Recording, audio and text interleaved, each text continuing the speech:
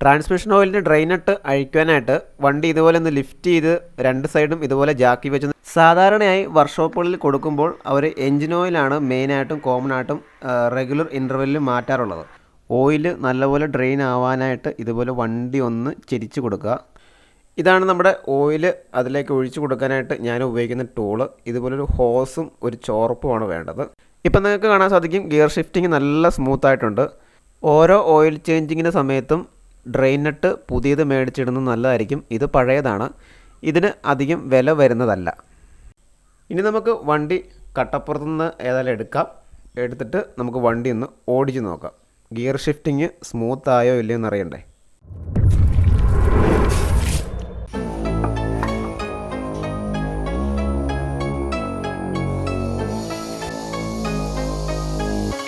Transmission ഓയിലിൻ്റെ ഡ്രെയിനട്ട് അഴിക്കാനായിട്ട് വണ്ടി ഇതുപോലെ ഒന്ന് ലിഫ്റ്റ് ചെയ്ത് രണ്ട് സൈഡും ഇതുപോലെ ജാക്കി വെച്ചൊന്ന് ലിഫ്റ്റ് ചെയ്ത് വെക്കുവാണെങ്കിൽ എളുപ്പമായിരിക്കും ആ ഡ്രെയിനട്ട് അടിയിൽ കയറി അഴിക്കാനൊക്കെ ആയിട്ട്. ജാക്കി വെച്ച് ലിഫ്റ്റ് ചെയ്തതിൻ്റെ കാരണം എന്തുകൊണ്ടാണെന്ന് ഈ വീഡിയോ കാണുമ്പോൾ നിങ്ങൾക്ക് മനസ്സിലാവും എന്ന് വിശ്വസിക്കുന്നു. ഇതിന് എന്തൊക്കെ സാധനങ്ങൾ വേണമെന്ന് അറിയണ്ടേ. ഇതാണ് ട്രാൻസ്മിഷൻ ഓയിൽ, 2 ലിറ്ററാണ് വേണ്ടത്. ഇതുപോലൊരു ബോക്സ് സ്പാനർ ആവശ്യമാണ്, ഒരു ചോർപ്പ് ആവശ്യമാണ്, ഒരു ഹോസ് ആവശ്യമാണ്. ഈ ഹോസ് ആ ചോർപ്പിൽ കണക്ട് ചെയ്ത് ഉപയോഗിക്കാനുള്ളതാണ്. ഇതിനെല്ലാം മുമ്പ് ട്രാൻസ്മിഷൻ ഓയിൽ എന്താണെന്ന് അറിയണ്ടേ. സാധാരണയായി വർക്ക്ഷോപ്പുകളിൽ കൊടുക്കുമ്പോൾ അവർ എൻജിൻ ഓയിലാണ് മെയിനായിട്ടും കോമൺ ആയിട്ടും റെഗുലർ ഇൻ്റർവെല്ലിൽ മാറ്റാറുള്ളത്. അതുപോലെ തന്നെ റെഗുലർ ഇൻ്റർവെല്ലിൽ മാറ്റേണ്ടതല്ലെങ്കിലും ഇത്ര കിലോമീറ്റർ ആകുമ്പോൾ ഈ ട്രാൻസ്മിഷൻ ഓയിൽ മാറ്റേണ്ടതാണ്. അത് ഗിയർ ബോക്സിൻ്റെ ഉള്ളിലാണ് ഈ ഓയിൽ വരുന്നത്. ഇപ്പം നിങ്ങൾക്ക് കാണാൻ സാധിക്കും താഴെ 2 നട്ട് കണ്ടായിരിക്കും ആ ഒരു പോർഷനിൽ കൂടെയാണ് ഈ ഓയിൽ ഒഴിക്കുന്നത്.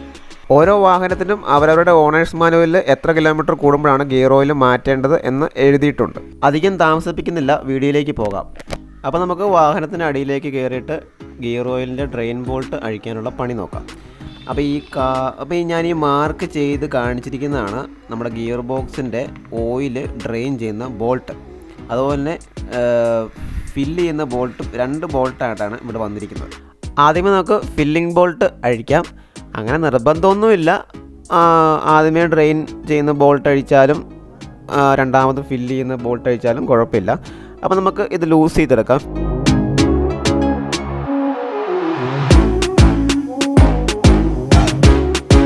ഇനി നമുക്ക് രണ്ടാമത്തെ ഡ്രെയിൻ നട്ട് അഴിക്കാം. അതിനു മുമ്പായിട്ട് വരുന്ന ഓയിൽ കളക്ട് ചെയ്യാനായിട്ട് ഒരു പാത്രം ഇതുപോലെ വെച്ച് കൊടുക്കാം.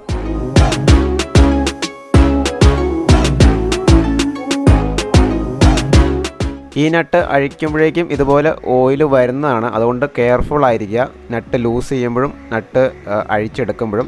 ഇനി നമ്മൾ ചെയ്യേണ്ടത് ഈ ഓയിൽ ഫുള്ള് ഡ്രെയിൻ ആവാനായിട്ട് കുറച്ച് നേരം വെയിറ്റ് ചെയ്യുക. ലാസ്റ്റ് ഡ്രോപ്പ് വരെ ഡ്രെയിൻ ആവുന്നോടം വരെ വെയിറ്റ് ചെയ്യുക. ഓയിൽ നല്ലപോലെ ഡ്രെയിൻ ആവാനായിട്ട് ഇതുപോലെ വണ്ടി ഒന്ന് ചെരിച്ച് കൊടുക്കുക. നമ്മൾ ആ സൈഡത്തെ ജാക്കി ഒന്ന് ലൂസാക്കി കൊടുത്താൽ മതിയാവും. ഓയിൽ നല്ലപോലെ ഡ്രെയിൻ ആയിട്ടുണ്ട്.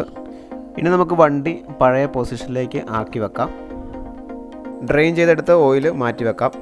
ഇനി നമുക്ക് തിരിച്ച് ഡ്രെയിൻ ബോൾട്ട് ഇടുന്നതിന് മുമ്പായിട്ട് ആ ഡ്രെയിൻ ബോൾട്ട് അഴിച്ചെടുത്ത ഭാഗം ഒന്ന് നീറ്റായിട്ട് ക്ലീൻ ആക്കാം.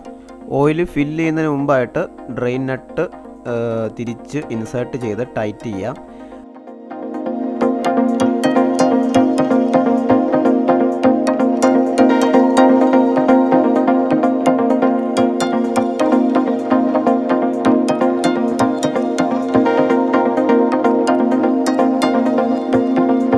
ഡ്രെയിൻ നട്ട് ഓവർ ടൈറ്റ് ചെയ്യാൻ പാടില്ല.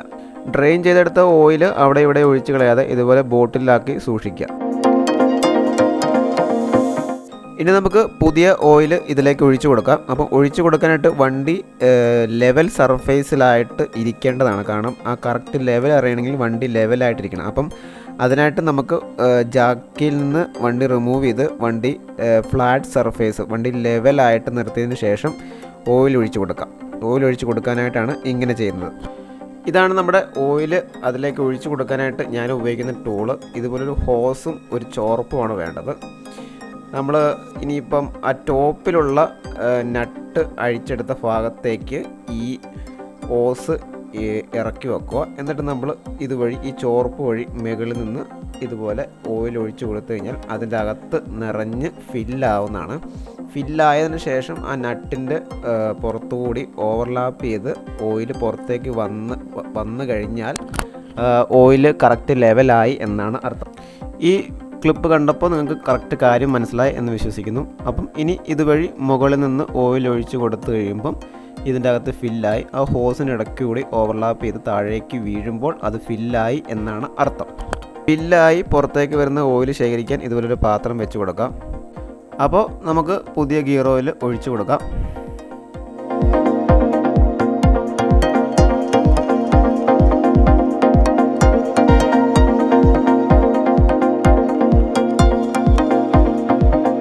ആദ്യത്തെ ബോട്ടിൽ തീർന്നു, ഇനി രണ്ടാമത്തെ ബോട്ടിൽ ഒഴിച്ചു കൊടുക്കാം. ടോട്ടൽ 2 ലിറ്ററാണ് ഗിയർ ഓയിലിൻ്റെ കപ്പാസിറ്റി അഥവാ ട്രാൻസ്മിഷൻ ഓയിലിൻ്റെ കപ്പാസിറ്റി ആൾട്ടോയിൽ വരുന്നത്. 2 ലിറ്റർ ട്രാൻസ്മിഷൻ ഓയിൽ ഒഴിച്ചിട്ടുണ്ട്. ഇനി നമുക്ക് വണ്ടിക്കടിയിലേക്ക് തിരിച്ച് കയറിയിട്ട് ആ ഡ്രെയിൻ നെട്ട് ക്ലോസ് ചെയ്യാം. ഡ്രെയിൻ നെട്ട് ക്ലോസ് ചെയ്തിട്ടുണ്ട്. ഇനി നമുക്കത് ബോക്സ് സ്പാനർ ഉപയോഗിച്ച് ടൈറ്റ് ചെയ്യാം. ഓവർഫില്ലായി വന്ന ഓയിലാണ് ഈ പാത്രത്തിൽ കിടക്കുന്നത്. ഇനി നമുക്ക് ഡ്രെയിൻ നെട്ട് ടൈറ്റ് ചെയ്യാം. ഇപ്പം നിങ്ങൾക്ക് കാണാൻ സാധിക്കും ഗിയർ ഷിഫ്റ്റിംഗ് നല്ല സ്മൂത്തായിട്ടുണ്ട്.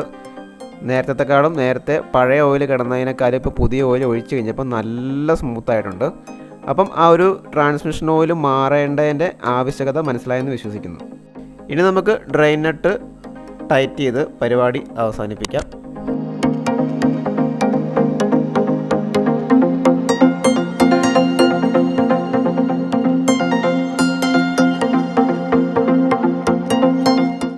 ഓരോ ഓയിൽ ചേഞ്ചിങ്ങിൻ്റെ സമയത്തും ഡ്രെയിൻ നെട്ട് പുതിയത് മേടിച്ചിടുന്നത് നല്ലതായിരിക്കും. ഇത് പഴയതാണ്, ഇതിന് അധികം വില വരുന്നതല്ല. ഇനി നമുക്ക് വണ്ടി കട്ടപ്പുറത്ത് നിന്ന് ഏതായാലും എടുത്തിട്ട് നമുക്ക് വണ്ടി ഒന്ന് ഓടിച്ച് നോക്കാം. ഗിയർ ഷിഫ്റ്റിങ് സ്മൂത്തായോ ഇല്ലയോ എന്നറിയണ്ടേ. ഒരു ടെസ്റ്റ് ഡ്രൈവ് പോയി നോക്കാം.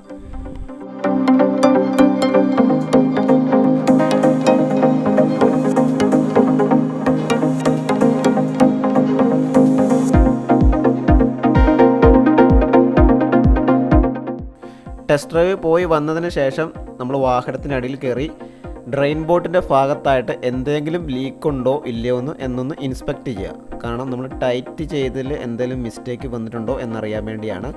2 നട്ടിൻ്റെ ഭാഗത്തും ലീക്കുണ്ടോ എന്ന് ചെക്ക് ചെയ്യുക. ഇപ്പം ഇവിടെ ലീക്കൊന്നുമില്ല. അപ്പം നമ്മൾ ചെയ്ത പരിപാടി ഓക്കെ ആണ്.